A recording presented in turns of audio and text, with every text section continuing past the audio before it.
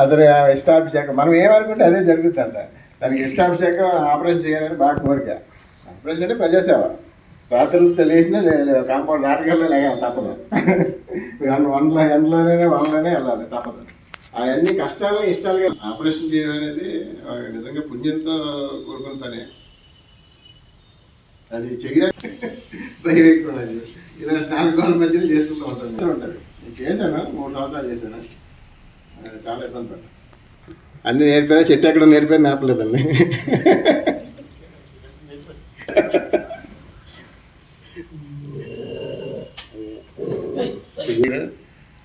ఇద్దరు కలిపి భోజనాలు పెడుతున్నారు, వేడి భోజనాలు, అందరూ ఆరగించి ఆనందంగా. ఇందాక మర్చిపోయానండి, అప్పారావు చెప్తున్న గుర్తుకొచ్చింది. అంటే నేను కరోనా వచ్చి 6 రోజులు ఎదిగా మర్చిపోయాను. నాకు ఏంటంటే నేను పనిలో పడిపోయి మర్చిపోతుంటాను. కరోనా టైంలోనే సునీల్ ఏఈ గారు, ఏడీ గారు, శ్రీనివాసయ్య కానీ, ఇండోర్ స్టాఫ్ కానీ, ఈస్టోర్ స్టాఫ్ అందరూ చాలా నాకు సహాయం చేశారు.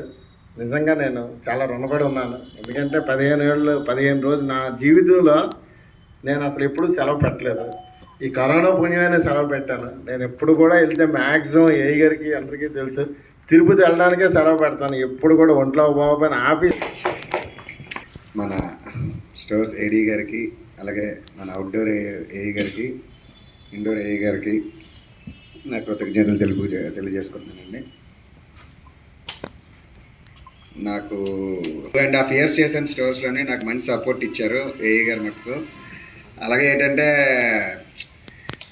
ఈ కరోనా పీరియడ్ అంతా కూడా ఏంటంటే నేను స్టోర్స్లోనే చేశాను. ఆఫ్టర్ కరోనా ఏంటంటే మన ఆత్మీయ ఆహ్వానితులు మన సునీల్ కుమార్ ఏఈ గారు, మరి వారు స్టోర్తో ఉన్నటువంటి వారి యొక్క అనుబంధం.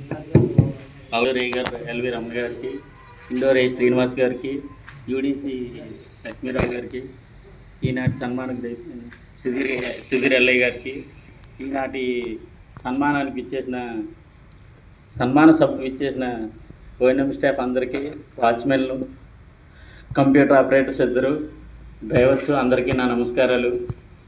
నేను 2016లో స్టోర్లో అవుట్డోర్ ఏఈగా జాయిన్ అయ్యాను.